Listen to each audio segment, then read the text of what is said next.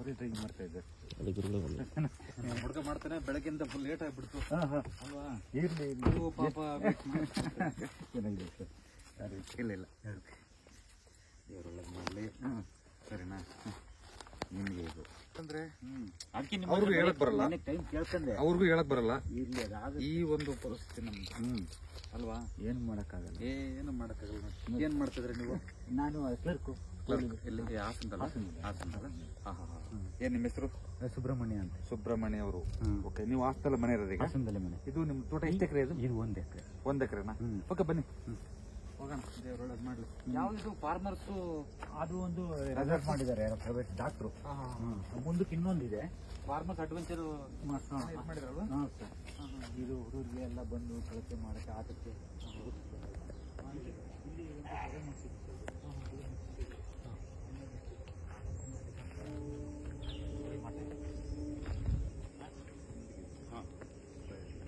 ಸ್ವಲ್ಪ ಮುಂಚೂರು ಆಗಲೇ ಬಂದಂಗೆ ಹೋಯ್ತಾ. ಆ ಕಡೆ ಸ್ವಲ್ಪ ಕಮ್ಮಿ ಇದೆ. ನೇರವಾಗಿ ಮಾತಾಡಲ್ಲ ನಿಮಗೆ ಖುಷಿಗೋಸ್ಕರ. ಖುಷಿ ಮಾತಾಡಿ. ಅಲ್ಲ ಯಾಕಪ್ಪ ಅಂದರೆ ಕೆಲವರು ಜನಕ್ಕೆ ನೇರವಾಗಿ ಮಾತಾಡಿದ್ರೆ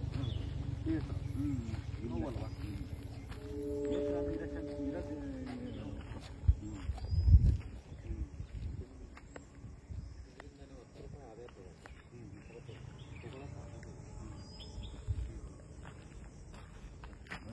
ಎಲ್ಲ ಪೂರ್ತಿ ಬಂದಿದೆ ಹಾಕಿದ್ರು. ಏನು ಬಂಡವಾಳ ಹಾಕಿದ್ರೆ ನೀವೆಲ್ಲ ಒಂದು ನಮ್ದೊಂದು ರೆಸಾರ್ಟ್ ಇದೆ ಅಷ್ಟೇ, ನಮ್ದು ಒಂದೇನು ಫಾರ್ಮ್ ಹೌಸ್, ನಮ್ದು ಮಾಡ್ಬೇಕಷ್ಟೇ, ಅಷ್ಟು ಬಿಟ್ರೆ. ಓಕೆ, ಥ್ಯಾಂಕ್ ಯು ವೀಕ್ಷಕರೇ. ಇವರು ಸುಬ್ರಹ್ಮಣ್ಯ ಅವರ? ಸುಬ್ರಹ್ಮಣ್ಯ ಅವರು. ಅವರ ಒಂದು ನೋಡಿ ಎಷ್ಟು ಚೆನ್ನಾಗಿ ಮಾಡಿದಾರೆ. ಒಬ್ಬ ಕಾಲೇಜಿನಲ್ಲಿ ಕ್ಲರ್ಕ್ ಅಲ್ವಾ?